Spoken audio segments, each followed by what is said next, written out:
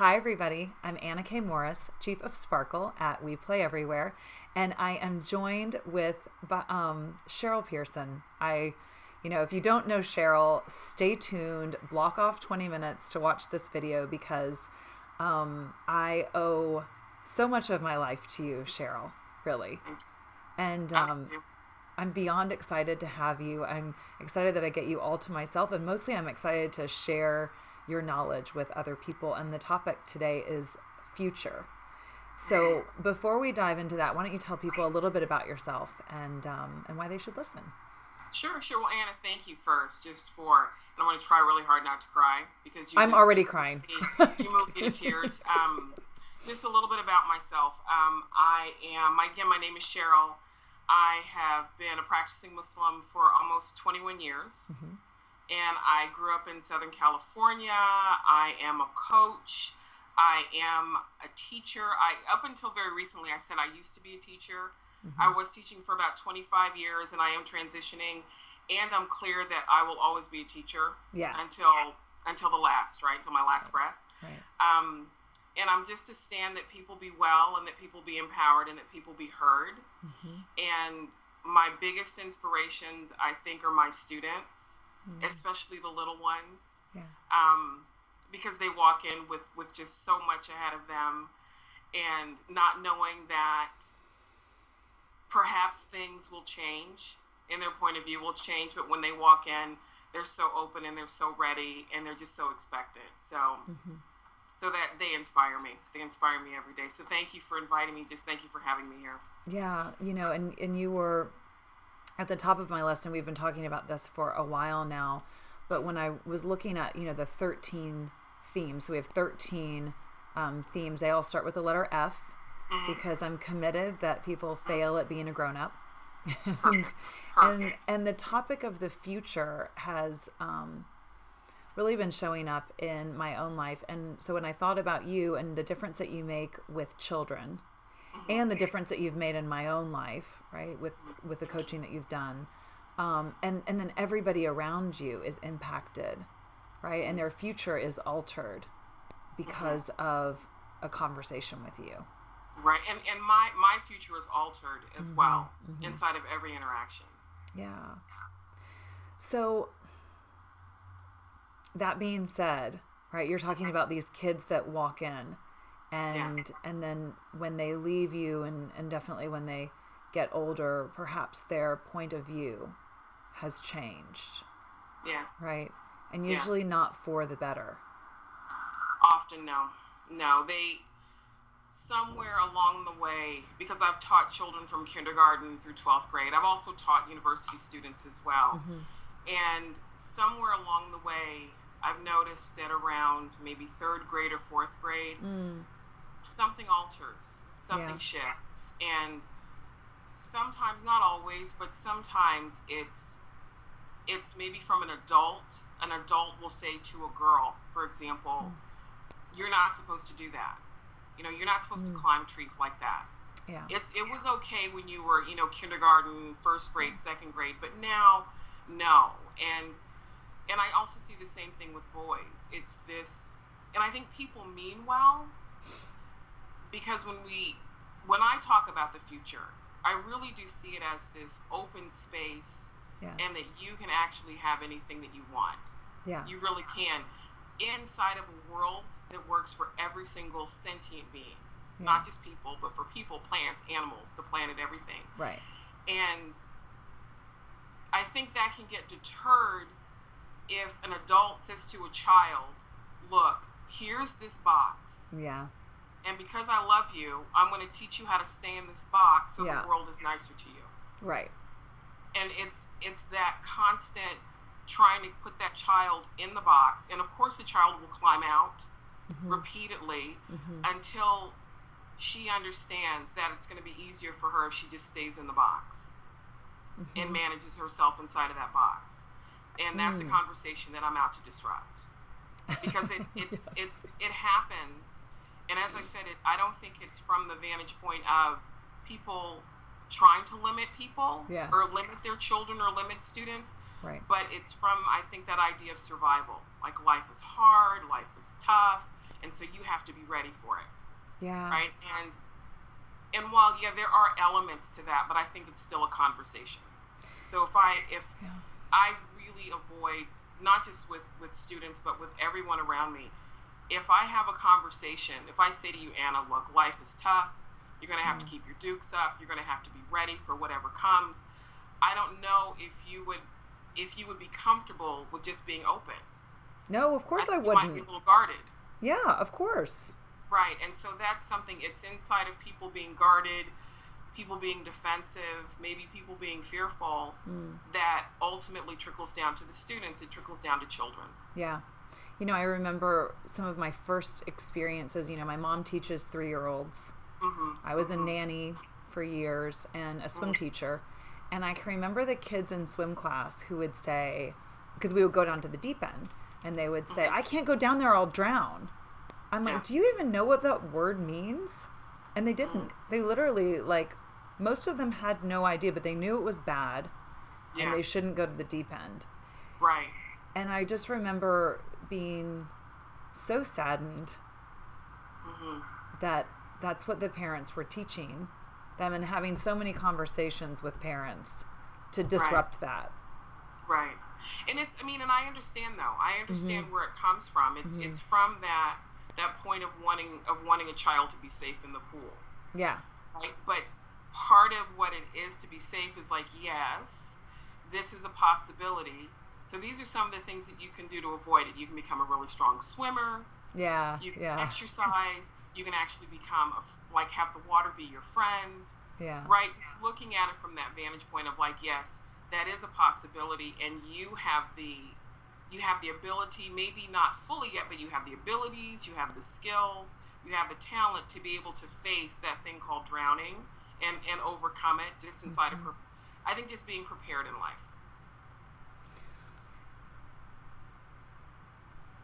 And gaining those skills. I mean, I'm thinking of that in so many areas of my life. Oh man, I really wasn't going to cry in this one, but I should have known better when I scheduled this with you. You know, it's just to be really honest, like what you said to me about having a baby. Yes. You swim into it. Years ago, when I was fairly young, still a fairly young woman, I watched a movie, Gattaca. And it's an amazing movie, and I still recommend it to a lot of people. And one of the central themes of that movie was the importance of being a strong swimmer, but being willing to not save enough for the swim back. That you swim your heart out. Yeah. But you don't concern yourself with swimming back. Yeah. And so you give it your all. Yeah. And inside of giving it your all, that really is where you're going to find your passion, and that's really where you're going to find your freedom. And I think that's what the future is, honestly. It's swimming, and just swimming with all your might towards something that's calling to you, something that will inspire you, and not saving anything for the swim back. Not saying that, well, you know, I really want to have a baby, but I'm so afraid because I have made this mistake, or I've done this, or I've done that. That would be saving something for the swim back, as opposed to just really understanding you, Anna, Derek, both of you, you're an amazing couple. Thank you. So why wouldn't you be amazing parents? Yeah. It's like connecting with reality, but connecting with reality in a way that doesn't focus on our missteps, because missteps occur, but not just focusing on the missteps, but focusing on the strides as well. And then looking at the missteps and saying, okay, what is there for me to learn from that misstep? Have I learned it? Yeah, I think I have. And then you just continue going forward and you just keep swimming out. Yeah. You know, it's perfect that, I mean, to talk about swimming, you know, I was a competitive swimmer. I didn't know that. Yeah. And I was a distance swimmer. And my coach found out that I was a distance swimmer because once he trained me, I was able to sprint the whole thing. But the way that he found that out was because at the end, I turned it up so much that he was like, how long ago could you have done that and maintained it? Yes. But I saved so much that I had so much to give at the end that once I just unleashed, my time dramatically changed. Yes. Like it was so much faster, like night and day. And it just makes me think about like how much I watch people like hold back, like the idea that we wait for retirement to live. Yes. Yes. You know. Yes. And this week it's been talking about the future and this whole concept of like I'm too old. Mm-hmm. Right? Or I'm too young, or I'm too stupid, or shy, or loud. Right. Right. So what would you say to people that like the fear is real? It's real. Mm-hmm. Yes. Well, it's a body sensation. But when I really sit down and think about what it is to be, for example, I'm too old to start a new career, for example. Okay. That's more of a saying. Yeah. But when I sit down and think about it, what does that even mean? Yeah. What does it mean? Will you tell me, please? What does that even mean? Does it mean that somehow I'm like a frailty and I'm not able, because of maybe this physical frailty, that I can't have these conversations, or that, I'm starting, I haven't even told you, but I'm taking on learning Russian. What? I've always wanted to learn Russian. No, I had no idea. Yes, I've always wanted to learn Russian. No, that's and awesome. There's just so many things that are happening that I just really, and I started studying Russian when I was, I think, in the 3rd or 4th grade, and then I was derailed. Seriously? Seriously, okay. I did. Yeah, I wanted to study. I grew up in Southern California with a lot of different people around me, and I heard so many lovely languages. One of the languages being Russian. Okay. And so my friends know me well enough, and my family knows me well enough that, okay, Cheryl, she's like in her 40s and she's going to start studying Russian. Okay, that's okay. Okay. Because there's nothing, now granted, I understand that, yes, I will have to study probably in a different way than I did when I was, say, in my teens or in high school. Right. But if I'm going to tell the truth, I was a good student back then. Right. But I didn't have the adult context of learning a language. Right. I didn't have that back then. So even though, yes, in my imagination, in my mind, it might be more difficult, but I'm only making that up because that's not real. It's really not. And I actually can say this, I'm going to have a grand time. Yeah. And what I'm going to do now that I didn't do in high school is that I know many people who speak Russian. We're going to be meeting for dinner. We're going to be meeting for coffee. Yeah. And we're going to have fun with this. Yeah. Because as an adult, I get to say what my language learning experience is going to be like. That I couldn't say that back in high school. Could you say that again? That's so good what you just said. Like that I get to say. Yeah. Would you expand on that? That's huge. I get to say what things look like now, as opposed to when I was a student. That's good. That I really do, and I didn't always feel that way. I always felt that, okay, Cheryl, you're going to finish your master's degree, and it's supposed to look like this, based on what other people were telling me to do. Right. Now, I do think it's important to listen to people, absolutely. Yeah. And you don't have to reinvent the wheel, but it's the experience of it. Just because I'm going to be a student now in 2015, that doesn't mean that I'm going to be the same student I was back in the 90s, early 2000s. Right. It doesn't have to be that way at all. And so if I don't say what my experience is going to be for me, then other people will say. And as much as I appreciate other people's opinions, I can't let those opinions dictate my experience in life. That's one of the biggest things I've learned. Again, I appreciate input. I do. I'm a coach, so I appreciate coaching. Yeah. And I just can't let other people's either opinions or their limiting beliefs impact me such that it's going to stall what I'm doing, or it's going to alter what I'm doing. I insist on having fun. I insist. So we do, and I don't have it any other way. I love that. When I first started We Play Everywhere, I was having conference calls, and I set up an advisory board, and I did everything I could to make it serious and not playful, right? Because who needs to play really is me. And I remember I set this new mantra, and I said, if it's not fun, then I'm not doing it. and I was so proud of myself. I mean, it's so stupid when I think about it. And then what I said was, wait a minute, if it's not fun, it's my...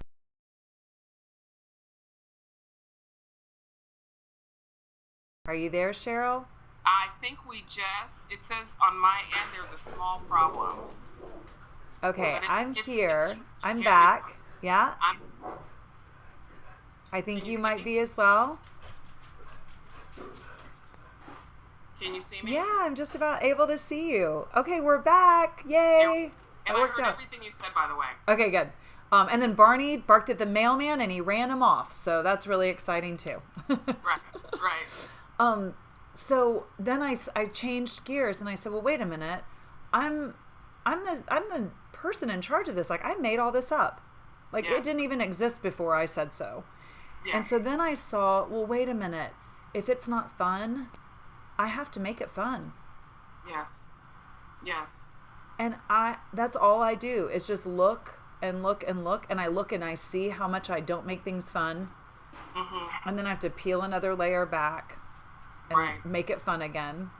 Right. Absolutely. Right. And I'm so quick to like take on other people's perception of like my experience. Right. Or society's, like the thing of, well, I'm introverted. That's when I hear a lot of. Mm-hmm. Well, I'm just shy. Like, I'm not like you. Mm-hmm. So I guess, we spoke before the show about intuition. Yes. And I'm curious about, I love what you're saying about people and having their own experience and perception of their experience. Yes. But then my next question is that piece of intuition, right? How do you know what's yours and what's other people's, and where does intuition fit into that? Right. Well, I think it reminds me of what you were just saying about fun. Yeah. Fun looks very different for a lot of people.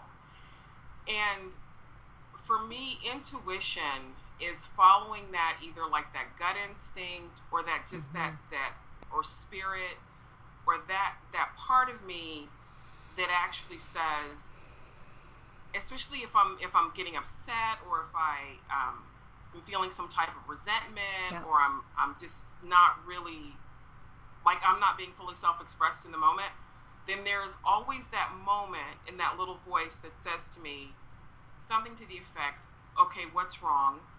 And it's okay. It really is okay. Yeah. Why don't you try saying this? Or why don't you try doing that? Yeah. And for me, that's what intuition is. And there are moments where if I check in, if I think about it a little bit too much, then I'll get into my head and I'll start rationalizing and intellectualizing it, as opposed to just really being with that feeling. Because I think that intuition is what connects us all. It connects our hearts, it connects us spiritually, it connects us emotionally, and it's that thing that really has you, even though yes, you are an individual person, I'm an individual, but that's what has us be one. And to be able to click with that, and I just assume with people, what bothers me is going to bother you. Some version of what makes me happy will be some version of what makes you happy. And so tapping into that and not having any separation. And this is something that I've taken on over the years. And it comes up around me a lot because being a practicing Muslim right now is not the most popular thing on the planet. And not really. People have a lot of concerns. Yeah. People on both sides, on all sides, people have a lot of concerns. And when I sit inside of, because I used to have a lot of difficulties with how people would react to me, because I didn't grow up looking like this. I grew up in Southern California, wearing mini skirts and jeans, shorts. Oh my gosh. And surfing and skateboarding. And so I still wear some of that. It's just under a coat. Yeah, right. With a scarf. Yeah. But so I used to get really upset about it. And then I had a conversation with my mom, and I said, Mom, people, they look at me and they think I'm a terrorist. They think I'm violent. And my mom, who was brilliant, she just said, well, look at you. Of course people are going to think that if they're from here, because it looks strange. It Yeah. looks strange, darling. And it was I love your she said, mom. okay. And she said, and you would feel the same way if you were them. Yeah. And that had me click in that moment. Of Mm. course I would. Yeah. Of course I would. I would feel exactly the same way. Mm-hmm. And so that, just remembering that has me stay connected to my own humanity and other people's humanity. And I know what makes me happy. I know that being fully self-expressed, having someone listen to me, having someone respect me, those are the things that bring out the best in me. And I know those are the things that bring out the best in other people. Yeah. And so really for me, it's about, and I've had a lot of very interesting conversations with people. I want everyone, and especially non-Muslims, to be comfortable to have a conversation with me about their fears, because I can hear it. I won't do anything with it. And I'm a safe space. And I'm not the only Muslim woman who can do that. I'm just the only one in this moment who knows you, who's been given the opportunity. So it's like intuition works like that, I think. That when you have people who seem so completely different from each other, maybe even at opposing ends, I think that's just a story. And there's just a matter of just some conversations to have with each other. And then to reconnect. It's like, oh, you love your family too. I love my family too. Oh, you have some difficulties with this person. Oh, well, I have some difficulties with this person in my family as well. Because we are connected. Yeah. We are connected, and we are one. You know, I'm really hearing that we just have so much more in common than is different. We do. And, you know, I see it in families because I work with a lot of parents that I see with mothers and fathers and children, that they're grappling with the same kinds of issues. Even though they're from the same family, they carry the same DNA pretty much in the same biological line. So it's not conflict, I think. It's not always related to outside forces or supposed differences of religion or ethnicity or anything like that. I think it just has to do with people not really being able to understand each other and not being patient enough to sit down and really listen and then repeat back what the other person says to make sure that that what you're saying, how you're saying it and how you meant it, I heard it. Yeah. Right? And so it's like all of that, just kind of that ebb and flow. For me, that's really what intuition is. It's just that ebb and flow that connects every single one of us. Well, and also just to recognize, you know, to go back to what we said a little while back about like the stories that you tell yourself. Right. That like you think are true. But if you were to slice somebody open, that would not be there. No, I mean, it's not. I mean, it was my Peggy, formerly known as my godmother, who was the one who taught me so much about racism and prejudice when I was very young, because I had a particular perspective as an African American. Peggy, she's British. She's from England, and she's Irish. And she grew up, and her family, they lived in England at a time where she told me that she would see signs on windows of stores in London that said no dogs and no Irish. Oh my God. And I asked her, I said, because my 7-year-old mind didn't comprehend. I just told her, I said, well, but Peggy, all of you are white. I don't understand. What's the problem? And she said, well, it's not about skin color. It's about difference in religion. But that was the first time that I really understood discrimination from another's vantage point, from someone else's point of view, which gave it a level of not the racism validity, but her perspective validity. That her perspective of being discriminated against was no better or no worse than my own. And so just having her, really, she taught me a lot. She taught me a lot from a vantage point, again, that was very different from my own. And she's still very much in my life. I adore her. But she was really the one who showed me that, yes, you can have people who, quote unquote, they look kind of similar to each other, right? They have similar genetic traits, and yet they don't get along as well. And so there has to be something that's a little bit deeper to conflict. And so that supported me in that. And that, I think, helped to set the tone for the rest of my life. I love that. You know, and Yeah. it really is. And I look at what you're doing with children now, and like you are Peggy. Yeah, There's so many, you know?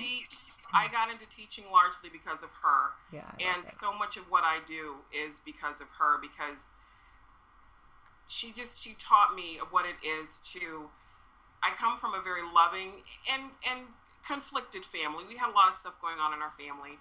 And Peggy was always just the one, she still is one of my mom's closest friends. They've known each other for over 40 years. And for her to be able to be just such an important part of our lives. Mm-hmm. Mm-hmm. And that had me just understand that life is a little bit more complicated than just literally black and white. Yeah. And don't be afraid to dig, and don't be afraid to get close to people and ask questions. And not get upset if they don't respond the way you think they should.